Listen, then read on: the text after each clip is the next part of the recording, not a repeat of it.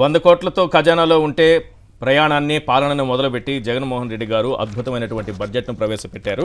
కానీ ఈరోజు తానిచ్చినటువంటి తల్లికి వందనం అనేటటువంటి ఒక కార్యక్రమాన్ని తల్లికి ఎగనామం పిల్లాడికి పంగనామం అనే కార్యక్రమంగా మార్చేసినటువంటి రాష్ట్ర ప్రభుత్వం ఆ రోజు జగన్మోహన్ రెడ్డి గారు ఎలా ప్రవేశపెట్టగలిగారు, ఎలా ఆ రోజు అమ్మఒడి కార్యక్రమం దగ్గర నుంచి ప్రతి కార్యక్రమానికి ఏ రకంగా నిధులు కేటాయించారో కేవలం 12 నుంచి 13 రోజుల్లోనే బడ్జెట్ ప్రవేశపెట్టి చరిత్ర సృష్టించిన మొనగాడుగా చెప్పుకోవచ్చు ఆయన్ని. ఈరోజు లోకేష్ మంత్రి గారు, మన లోకేష్ బాబు గారు ఏమన్నారో ఒక్కసారి ఆ బయట ప్లే చేయండి. వారి దగ్గర డేటా లేదట, వచ్చే సంవత్సరం చేస్తారట. మరి జగన్మోహన్ రెడ్డి గారు ఎలా చేశారో, వీళ్ళు ఇచ్చిన డేటాతో చేశారో ఏమో. ఆయన మాత్రం నవరత్నాలకి అన్ని పథకాలకి 2,27,000 కోట్ల రూపాయల బడ్జెట్ను ప్రవేశపెట్టగలిగారు. ఒకసారి లోకేష్ నాయుడు గారు బయట ప్లే చేస్తే మనం రామ్నాథ్ గారితో మాట్లాడతాం. ఎన్డీఏ ప్రభుత్వం అధికారంలోకి వచ్చే ముందల చాలా స్పష్టంగా ఎంతమంది బిడ్డలు ఉంటే అంతమంది బిడ్డలకి ఇస్తామని హామీ ఇస్తాం జరిగింది. ఆ హామీకి మేము కట్టుబడి ఉన్నాం. అందుకే మీరు చూస్తే నేను మంత్రి కరెక్ట్ ఈ రోజుతో నెల అయింది నేను ఛార్జ్ తీసుకుని. నేను కూడా అధికారులు చెప్పేది ఒకటి, రాబోయే సంవత్సరం ఏం చేయబోతున్నాం రోడ్ మ్యాప్ వేద్దాం. రాబోయే సంవత్సరం ఏం చేయబోతున్నాం రోడ్ మ్యాప్ వేద్దాం. అందరితో చర్చిద్దాం, సంఘాలు అందరినీ కూర్చోబెడదాం, మాట్లాడదాం. వచ్చే సంవత్సరం నుంచి అమలు చేద్దాం. ఎస్ రామ్నాథ్ గారు, ఏంటి బడ్జెట్ ప్రవేశపెట్టకుండా ఓటాను వైపే ఎందుకు వెళ్లారు? జగన్మోహన్ రెడ్డి గారు ఆ రోజు బడ్జెట్ని ప్రవేశపెట్టారు. 2,27,974 కోట్ల రూపాయలతో బడ్జెట్ ప్రవేశపెట్టారు. అప్పుడు ఖజానాలో ఉన్నది 100 కోట్లు మాత్రమే. క్లియర్గా వాళ్ళు చెప్పింది, వాళ్ళ పత్రికల్లో వచ్చిన వార్తే, యనమల రామకృష్ణ గారు చెప్పిన మాటే. మరి అప్పుడు సాధ్యమైంది, ఇప్పుడు ఎందుకు సాధ్యం కావట్లేదు? ఎందుకు పెట్టలేదు అనుకుంటున్నారు? ఈశ్వర్ గారు ఇందాక నారా లోకేష్ గారు బయట ప్లే చేశారు. ఆ నారా లోకేష్ గారు చెప్తున్నది ఏంటంటే రేపు వచ్చే ఏడాది కూడా పథకాన్ని అమలు చేస్తామని చెప్పడం లేదు. మేధావుల్ని, ప్రజా సంఘాలని అందరినీ కూర్చోబెట్టి మాట్లాడదాం అంటున్నారు. మేనిఫెస్టోలో ఇచ్చిన హామీ ప్రకారం అమలు చేయాలనుకున్నప్పుడు ఇంక ఈ చర్చ అవసరం లేదు. డేటా లేదు అన్నదైతే కేవలం ఒక సాకు అనేది అందరికీ అర్థమవుతూనే ఉంది. పైగా ఇప్పుడు చేస్తున్న అప్పులన్నీ మనం ఒకటి గమనించాల్సింది ఏంటంటే, జగన్మోహన్ రెడ్డి హయాంలో అప్పులు చేసుకొచ్చిన పథకాలను ఒకవైపు అమలు చేస్తూ తెచ్చారు. ఇప్పుడు ఇంకా ఒక్క పథకాన్ని కూడా అమలు చేయడం అనేది మొదలు కాలేదు. కానీ అప్పులు అయితే భారీగా తెస్తున్నారు. ఈ తేడాను కూడా గుర్తించాలి. తెలుగుదేశం పార్టీ వైఖరి చూస్తూ ఉంటే ఒక సినిమాలో ఒక చిన్న సన్నివేశం గుర్తుకొస్తుందండి. ఒక తెలివైన అమ్మాయి వాళ్ళ అమ్మా నాన్న దగ్గరికి వెళ్ళి, నాన్న నేను ఒకరిని ప్రేమించాను అనగానే సహజంగానే తల్లిదండ్రులు ఎవరైనా కూడా మేము ప్రేమించామనగానే తొలుత అభ్యంతరం చెప్తారు. కాస్త తిట్టడం మొదలు పెట్టగానే నేను ప్రేమించింది కూడా అబ్బాయిని కాదు ఒక అమ్మాయిని, మీరు తప్పనిసరిగా నాకు ఆ అమ్మాయికి పెళ్లి చేయాల్సిందే అంటారు. అప్పుడు వాళ్ళు ఇంకా ఆందోళనకు గురైపోయి, అసలు ఒక అబ్బాయి అన్న అయితే అతను ఎలాంటి వాడైనా సరే పెళ్ళైనా చేసేవాళ్ళం, నువ్వు అమ్మాయిని ప్రేమించానంటున్నావు, అమ్మాయితో పెళ్లి చేస్తే మనం బతకాలా చావాలా ఏమైపోవాలి అని తీవ్ర స్థాయిలో ఆందోళన వ్యక్తం చేస్తూ ఉన్నప్పుడు ఆఖరిలో తల్లిదండ్రులు ఒక ఆప్షన్ ఇస్తారు. నీకైతే పెళ్లి చేయము, కావాలంటే నీకు ఇష్టం వచ్చిన అబ్బాయిని తీసుకొని రా, మేము పెళ్లి చేస్తామని చెప్తారు. అప్పుడు ఆఖరిలో ఆ అమ్మాయి తెలివైన అమ్మాయి, సరే మీరు ఈ మాట మీదే నిలబడండి, నేను ప్రేమించింది అబ్బాయినే, ఇక మీరు ఆ అబ్బాయి ఎవరు ఎలాంటి వాడని అడగద్దండి, నాకు పెళ్లి చేయండి అని చెప్తారు.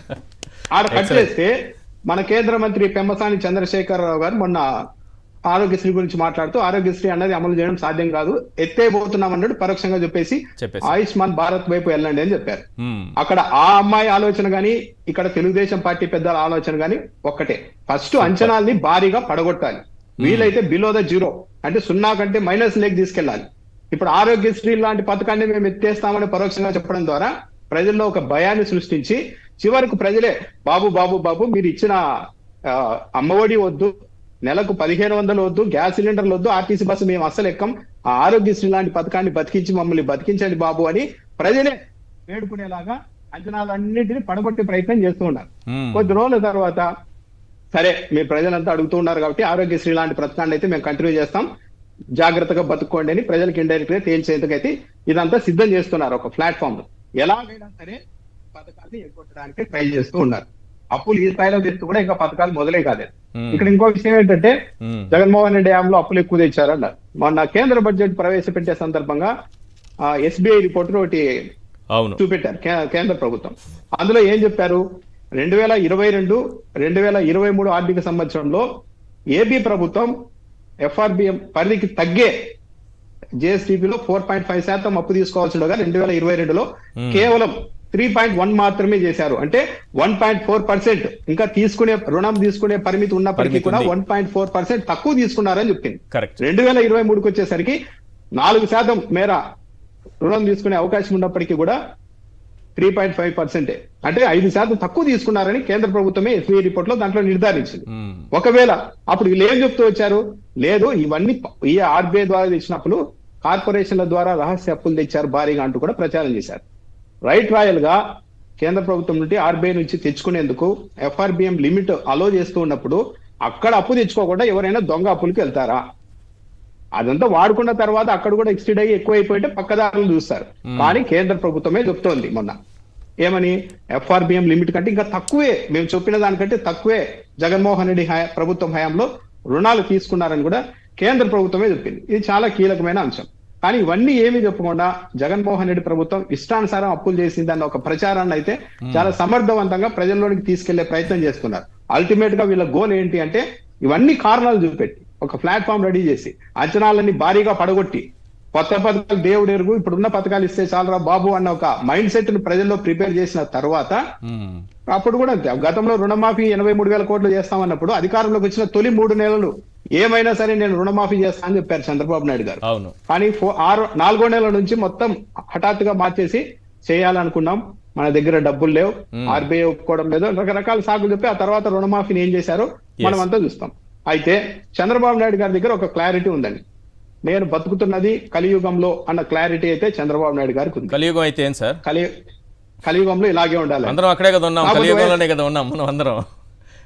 అంటే వైఎస్ఆర్ కాంగ్రెస్ పార్టీ అభిప్రాయం ఏంటంటే, కొందరు అభిప్రాయం వైఎస్ఆర్ కాంగ్రెస్ పార్టీ చంద్రబాబు నాయుడు కలియుగంలో ఉన్నానని నిర్ధారించుకొని రాజకీయం చేస్తుంటే వైఎస్ఆర్ కాంగ్రెస్ పార్టీ కొన్ని విషయాల్లో ఇంకా త్రేతాయుగం పాలసీని మంచి పాలసీని ఫాలో అవుదాం అన్నట్టుగా రాజకీయం చేశారు, అందుకే దెబ్బతిన్నారు అన్న ఒక అభిప్రాయం కూడా ఉంది వైఎస్ఆర్ కాంగ్రెస్ పార్టీ. ఇక్కడ వచ్చి సింపుల్ గా అండి, ఇప్పుడు చంద్రబాబు నాయుడు గారు నేను పింఛన్ పెంచుతా అన్నారు అమౌంట్, జగన్మోహన్ రెడ్డి కూడా ఎస్ నేను అధికారంలోకి వస్తే 1000 రూపాయలు పెంచుతూ వెళ్తాను అని ఒక మాట చెప్పాల్సింది. అలా కాకుండా నిజాయితీలో కూడా మరి అతి నిజాయితీకి పోయారేమో కానీ 2028 నుంచి పింఛన్ పెంచుతా అనేసరికి కొద్దిగా తేడా వచ్చేసి ఇది చెప్పుకోవాలి. నిజం ఇది, ఇంత జరిగిన తర్వాత కూడా అలా జరగలేదు అనేది లేదు. అంటే కాస్త రాజకీయ పార్టీలు కూడా లౌక్యంగా ప్రదర్శించాల్సిన అవసరం ఉంది. కర్నూలులాగా ఉంటాము అంటే ఇబ్బంది పడతారు. ఒక జగన్మోహన్ రెడ్డి కాదు, ఆ పార్టీని నమ్ముకొని ఉన్న కార్యకర్తలు కావచ్చు, అనేక వ్యవస్థ అంతా ఇబ్బంది పడుతుంది. ధర్మరాజుకే తప్పలేదు చిన్న అబద్ధం చెప్పడం అన్నది. మోసం చేయడం కాదు, జగన్మోహన్ రెడ్డి పింఛన్ పెంచుతూ వెళ్తారన్నా ఇంకోలా ఉండేది. అవన్నీ అయిపోయాయి. కానీ ఇప్పటికైనా కూడా వైఎస్ఆర్ కాంగ్రెస్ పార్టీ వాళ్ళు కూడా అటువైపు ఉన్నది చంద్రబాబు నాయుడు అన్న విషయాన్ని గుర్తు పెట్టుకొని ముందుకు వెళ్లాల్సిన అవసరం అయితే ఉంది. చంద్రబాబు నాయుడు గారు ఇప్పుడు ఈ సూపర్ 6 మర్చిపోవాల్సిందేనా? మీరు చెప్తున్న దాన్ని బట్టి నాకు అనుమానం కలుగుతుంది. అంతే కదండి, ఇప్పుడు ఆలోచన అయితే లేదు. ఇప్పుడు ఆరోగ్యశ్రీ లాంటి పథకాన్ని కూడా మేము టచ్ చేసేందుకు రెడీ అవుతున్నామని సిగ్నల్ ఇస్తూ ఉన్నారంటే ఇంకా దాని అర్థం ఏంటండి? ఇప్పుడు ఆరోగ్యశ్రీ పథకం ఒకవేళ చూడండి, ఆరోగ్యశ్రీ పథకానికి టచ్ చేయమనండి, వైనాడ్ కుప్పం అనేది 2029లో వైఎస్ఆర్సీపీ కళ సాకారం అవుతుంది. అంత ఎఫెక్ట్ చూపించే ఆరోగ్యశ్రీ 2009లో వైఎస్ఆర్ ని గెలిపించిన పథకాల్లో కీలకమైన ఆరోగ్యశ్రీ లాంటి పథకాన్ని కూడా కేంద్ర మంత్రి అంత బహిరంగంగా ప్రెస్ మీట్ లోనే బిల్లులు రావు ఏం రావు కాబట్టి మీరు ఆరోగ్యశ్రీకి వదిలేసి ఆయుష్మాన్ భారత్ కు వెళ్ళండి అని పబ్లిక్ గా ప్రెస్ మీట్ లో చెప్తూ ఉన్నారంటే ఇక మిగిలిన హామీల విషయంలో వీళ్ళు లిబరల్ గా ఉంటారు అని మనం ఎలా అనుకోవడానికి చెప్పండి. అసలైన స్కీమ్ నే వాళ్ళు టచ్ చేశారు. దానికి తోడు ఆయుష్మాన్ భారత్ 5 లక్షలే, ఇక్కడ 25 లక్షల రూపాయలతో ఆరోగ్యశ్రీ ప్రొసీజర్స్ కూడా 3,000 వరకు ఉన్నాయి సార్. ఇందులో చాలా తక్కువ ఉంటాయి. 1900 ప్రొసీజర్, అది 3,000 ఉన్నాయి. దాంట్లో 3,200. దిగ్భ్రాంతికరం ఏంటంటే ఆయుష్మాన్ భారత్ కింద ఏడాదికి కేంద్ర ప్రభుత్వం ఇచ్చేది 230 నుంచి 250 కోట్ల రూపాయలు ఇస్తాయి. ఇప్పుడు ఇక్కడ ఆరోగ్యశ్రీ కింద అమలు చేస్తేనే 3,500 కోట్ల రూపాయలు అవుతుంది. అంటే ఇప్పుడు ఆరోగ్యశ్రీ కింద అమలు అవుతున్న దాంట్లో 10% కూడా ఆయుష్మాన్ భారత్ అనేది భర్తీ చేయదు. అయినప్పటికీ కూడా దాన్ని వాళ్ళు మాట్లాడుతూ ఉన్నారు అంటే చాలా కఠినంగానే మొత్తం. అంటే ఏం లేదంటే అధికారంలోకి వచ్చాం, 5 ఏళ్ల స్పాన్, దీన్ని 5 ఏళ్ళు అధికారంలో ఉందామని వచ్చారు వాళ్ళు. ఇవన్నీ చంద్రబాబు నాయుడుకి తెలియవా, ఆర్థిక పరిస్థితి తెలియవా అంటే ఆయనకు మొత్తం తెలుసు. కానీ కేవలం అధికారాన్ని టార్గెట్ గా చేసుకుని అధికారంలోకి వచ్చారు. సో ఈ పథకాల విషయంలో అయితే ప్రజల్ని మోసం చేయడానికి అవకాశాలు ఎక్కువ కనిపిస్తున్నాయి.